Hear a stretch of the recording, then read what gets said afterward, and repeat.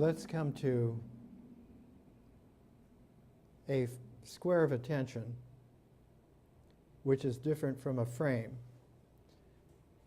The mind,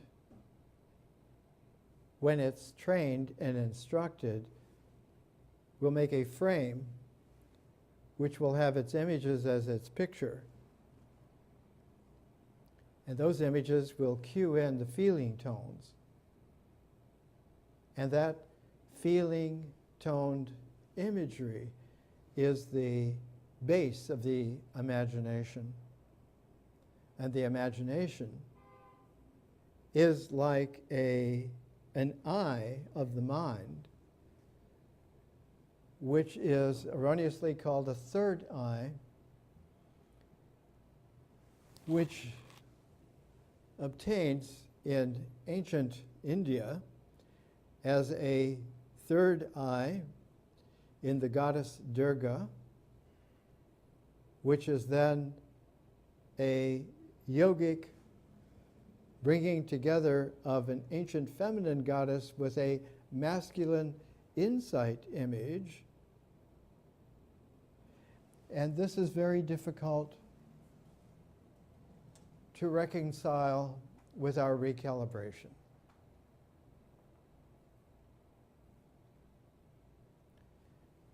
The ancient feminine wisdom sees very well with two eyes, with a context of the field of nature, so that the seeing is not a dualism, but is a pairing of closely modulated perspectives that can instantly not identify what it is looking at, but can instantly access the spontaneous field of nature, which, because it has a zero calibration, not a 0 point, a 0 point will vanish. There's no 0 point energy. It is a misconception.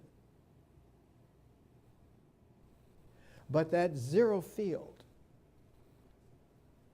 will always entertain spontaneously a horizon of emergence, which is a two-way occurrence, a threshold where there can be an emergence into energy, or the energy can be absorbed into the zero field. And the feminine wisdom is that this comes naturally to her.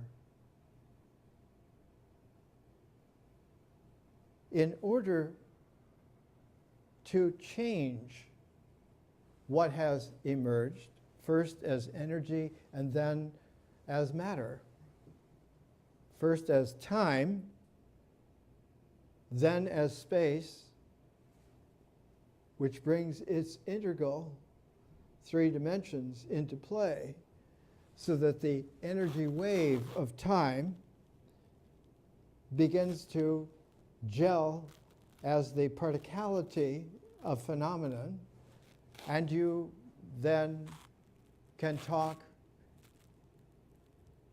as old Albert Einstein did about space-time being a fabric which is integral,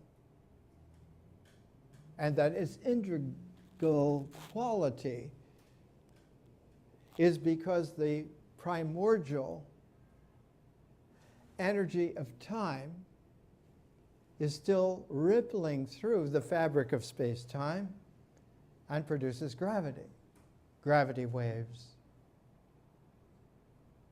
To look for the particality of gravity waves is a fool's errand. Now, the latest Daily Galaxy includes a lead article on unknown force may alter gravity at cosmologically large scales. Well, that's true, because space-time is cosmologically large. That's its scalar. The feminine spontaneous wisdom does not need a third eye in order to see that this context of the zero field of nature permeates everywhere, and permeates not as a vacuum, but as a fertile vacuum, as a fertility out of which energy, time, can spontaneously emerge. And when it does, when time has emerged, instantly, now the other three dimensions of space occur.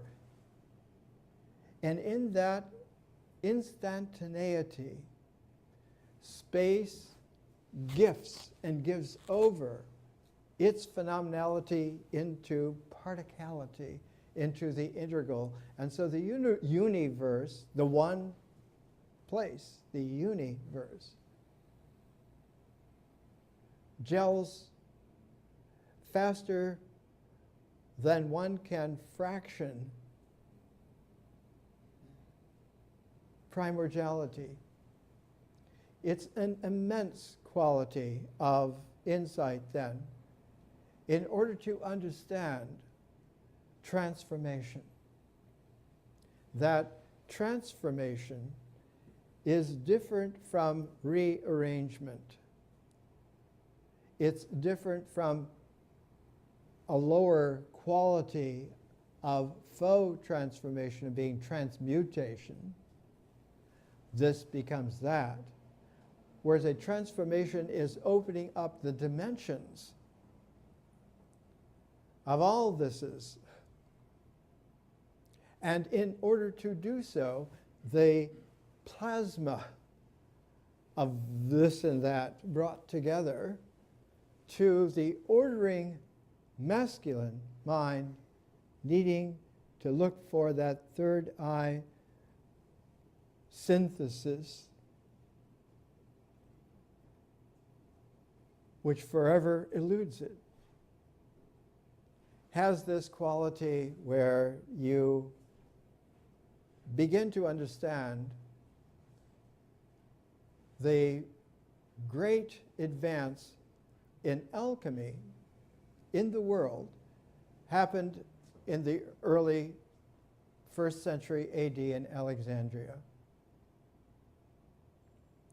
If you go to a resource like the classic A Source Book in Greek Science, Cohen and Drabkin, Harvard University Press, and by now many volumes on sourcing Greek science, you will find in these resources no discussion whatsoever of something which is simply available in Alchemy by E.J. Homyard,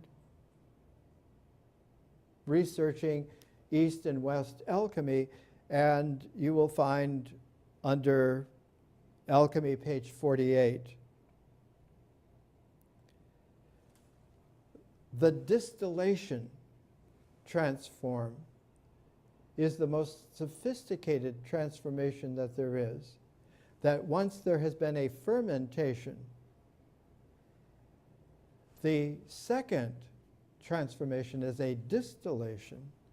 And in order to do this, you need to have what is popularly called, and was called then, the abbreviation of the process distillation, to a still.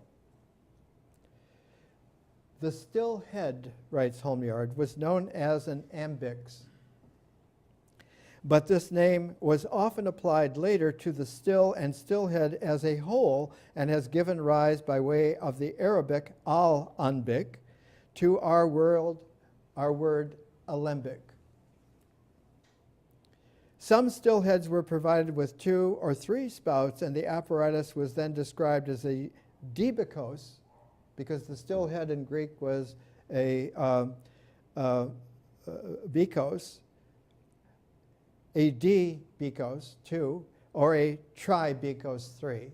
And it's the tribikos that was the foundation of a new quality of distillation.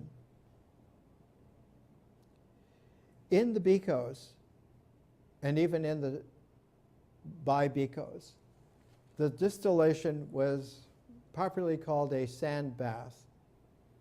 It happened in terms of the dry sand. And this was like an inferior kind of an alchemy. You could do overlays and so forth. But the tribikos that came into play was the water bath.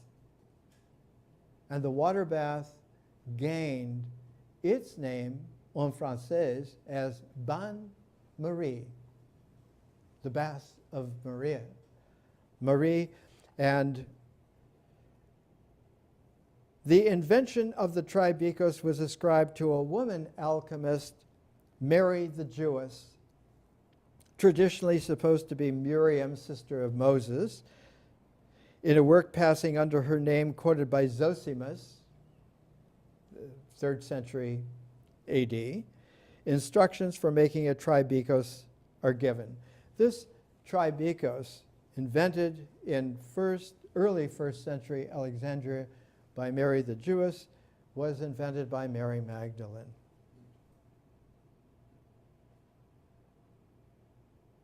It is a difficulty when you do not have the ability to comb through history because you do not have the combing instrument or technique, which is only available if you have the 5th dimension of vision. It is only with consciousness added to space-time that you put the thumb on the hand and you begin to get the ability to do the refined manipulation, creation, calibration, recalibration that allows then for science to occur out of history. And it's kin to how art occurs out of vision. And this pair of pairs of new dimensions, a 5th and 6th dimension, a 7th and 8th dimension, that gives then the 4 dimensions of the natural cycle, a whole ecology of the way in which the dimensions of consciousness come into play. In what we have been looking at for the last month or so, the wisdom of ancient India, the history of ancient India has come under enormous recalibration in the late 20th century and the early 21st century. Great genius has occurred to comb through what for a long time was considered settled excellence of research, and the whole research was based on the development of being able to develop the sciences of linguistics, of language, the sciences of archaeology, of anthropology, of psychology, and so forth. Whereas we know now, at this stage, just 14 years into the 21st century, that the recalibration is distilled to such a degree of refinement that the entire history of civilization needs to be rewritten. It has suffered a catastrophic collapse into a nightmare because it was a disturbed dream world in the first place, haunted by all kinds of fictitious, made-up chimeras that never obtained, and being lost in the dream world that now has turned into a nightmare, one even has a misunderstanding of chaos. In the ancient imagery of Egypt, the most primordial of all feminines was called in the 19th century chaos. She was portrayed as having a blue body that had little wavelets all the way through her body, because the feminine wisdom does not separate mind and body, does not separate spirit from mind and body. And to talk of spirit, mind, and body is to talk utter nonsense in the first place. Her body, her blue body, with all the little wavelets, is the primordial water before there is an element water. We today, for a long time, in physics call that a plasma. The primordiality is a plasma, highly ionized, that comes into swirling play and is not a chaos, but is the very source, quote, waters, out of which then, because it is not initially liquefied but is gaseous. And so a gaseous plasma, which also has that liquid quality to it, is that origin of the feminine wisdom that comes into play and is so misunderstood structurally, impeccably, not in ancient cultures, but in the development of those cultures that came together in multicultural contexts and developed then about 6,500 years ago, civilization. And so civilization needs to be recalibrated now. And that's what we're doing. Mary the Jewess, Mary Magdalene, is masterful at transformation in the sense of distilling. And one of the great sources of this is the Gospel according to Thomas, because it was Thomas who was sent to India. Arrangements were made in 36, 37 AD, and by 41 AD, circumstances had matured to where he could go and went. The Gospel, according to Thomas, was recorded because he was charged, along with Matthew and Philip, the three of them together were like a tribekos, to keep the scalars of what was historically occurring, not historically occurring in some line, but in a seventh dimension quality that was being generated by sixth-dimensional art of spirit person, pilot wave people, and especially clustering around a pair of carrier wave persons, ushering in what in Greek is called a new aeon, a new time form in the frequencies of civilization. At the very end of the Gospel of Thomas, which was on purpose lost in the Western tradition, lost in the 4th century, the 300s, as many other things were lost and set aside and marginalized and was not found in terms of the West. until right at the close of World War II with the Nag Hammadi finds in Egypt.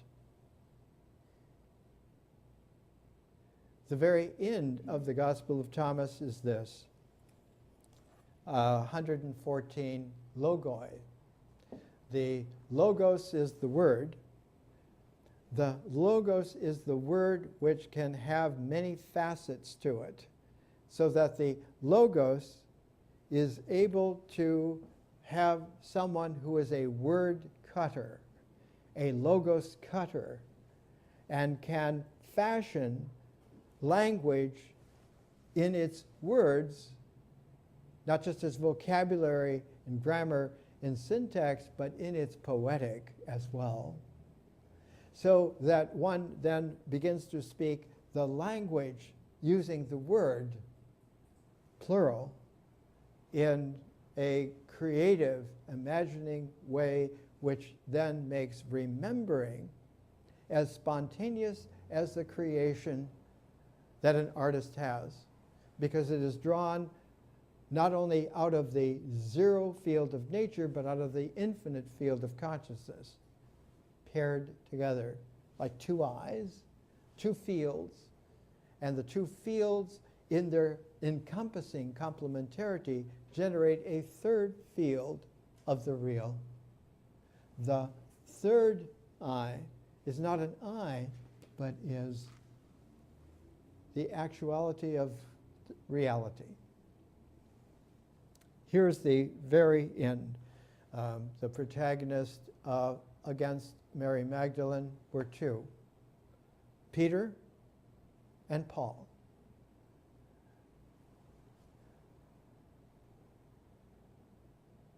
Simon Peter said to them, because Mary and Jesus were talking together,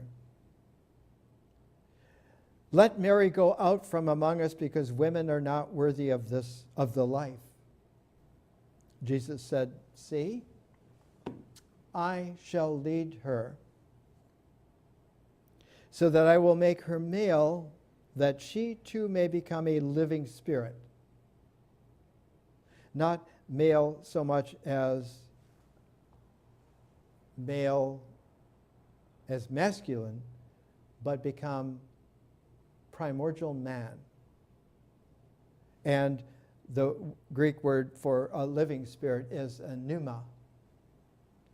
Pneumatic is a mechanical engineering term, but pneuma is a living spirit. It's not only spiritual, it's alive. It's living. It's life.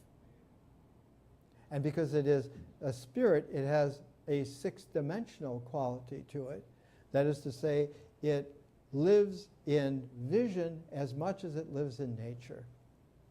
It lives spontaneously in nature. It lives eternally in vision, not separated.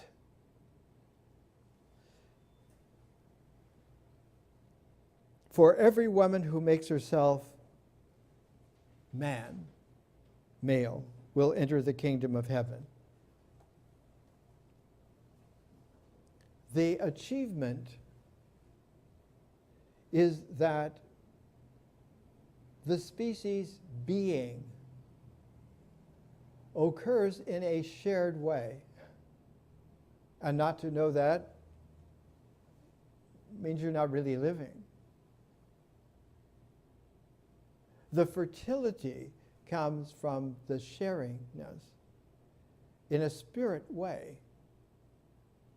Yes, it does operate physiologically, biologically, but in the spirit way, it occurs in many scalars and variants. One can have shared presence. When I learned to meditate, I've mentioned a number of times, in Sequoia National Park in the 1960, I learned to meditate with the redwoods, the giant sequoia trees, and felt their kinship. Felt that my Sangha was the giant forest. Trees as old as civilization. So that the presence that is shared can be shared with all living things, any living things, any spiritual qualities of life itself.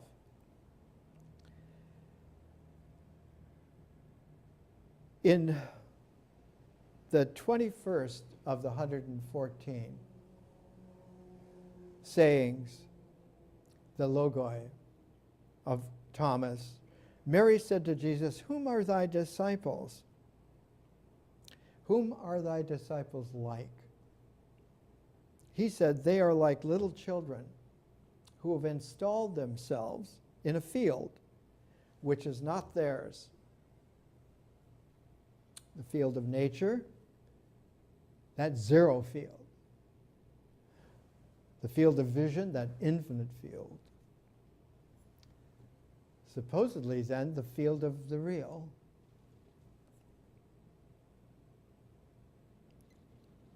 Have installed themselves in a field which is not theirs.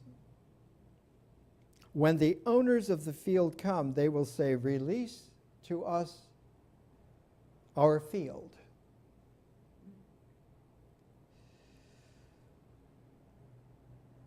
They take off their clothes before them to release it to them and to give back their field to them. Therefore I say, if the Lord of the house knows that the thief is coming,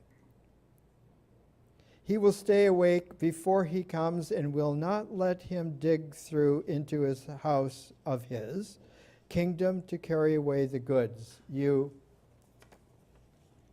then must watch for the world. Gird up your loins with great strength, lest the brigands find way to come to you, because they will find the advantage which you expect. Let there be among you a man of understanding.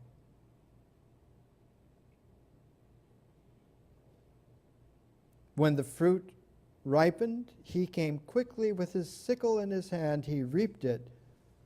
Whoever has ears to hear, let him hear. Here is the sickle for the full heads of grain in the fields of the real. This quality shows itself again and again in the way in which in our time, most of us who are paying attention to this now for half a century or more, go back to the late 30s, early 1940s, and understand that there was an enormous shaking of the plasma of civilization at that time, that the rumblings had come some 3 generations before, had been signaled referentially a couple of centuries before, had had its own kind of apocalyptic millennial thing almost 1,000 years before, had its own aeon occurrence some 2,000 years before, but very few people could read the time, did not know what time it was in civilization, had no idea whatsoever, had various plans of schemata and so forth. Almost none of it was real. When there was a concerted effort in 1941 to confront what had become a world nightmare. Not only that the Nazi nightmare had not only taken over almost all of Europe by that time, but was busy bombing London in order to take over Britain at the time, at that moment, France having fallen just a few months before in October 1940. And at the very same time, the Japanese imperial military linked together with the fascists in Europe, not only the Nazis in Germany, but also in Italy, in many other countries allied with it, fighting even against the fascist left wing of Stalin in the communist Soviet Union. But the whole world seemed on the brink where everything was collapsing, and the only thing that was left as possible fair game would be the Americas. It was exactly at that time in India that this beautiful esoteric little book was published in 1941. The only copy was in a Maharaja's ancient library in Sanskrit, and in order to publish the Sanskrit volume, because it was very, very rare, a young genius was taken. He couldn't go home to Italy because of the Mussolini fascist takeover of Italy.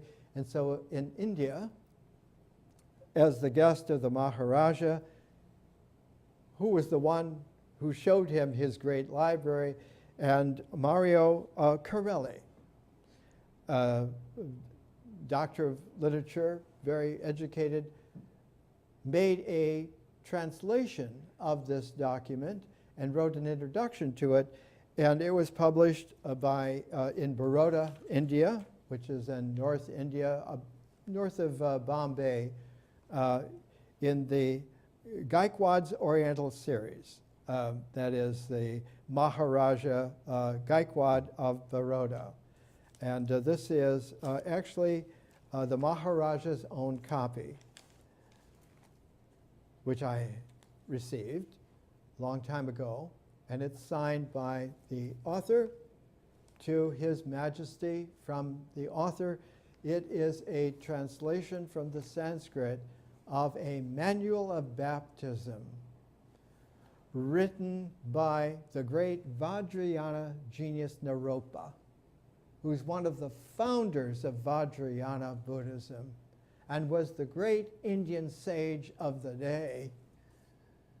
And the 6 yogas of Naropa are the very foundation of the practice of the way in which the Mahayana blossomed out into the Vajrayana 1,000 years ago.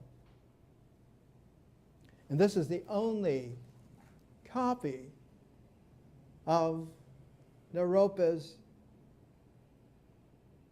Manual of Baptism on record. And this is the only English translation. This is the only copy I've ever seen of this. In Sanskrit, as the author writes, as I have said formerly, this text is a tika. A tika is a short explanation of the treatise on the Sika, Sikodesa, and the word Sika means the same as Abe Sika, which occurs often in epic and dramatic poetry as well as in law codes. Most usually, Sika is the ceremony of unction, which is performed on the head of every new king with water, and it is a baptism having 2 functional related ways. The king who comes newly must be baptized, but the deeper thing is that baptism is a holy function, a spiritual function that comes as a Christian origin. And that Christian origin, not specified in here, actually was from Thomas, who brought it from ancient Palestine with him, because the Jordan River ford is where this entire Sika quality came to a special penetrating threshold with the baptism of Jesus by John the Baptist And all of this carried to India, and 1,000 years later, occurring with Naropa, and 1,000 years after that, I'm presenting this to you in this way. Let's take a little break, get our breaths, and then come back renewed.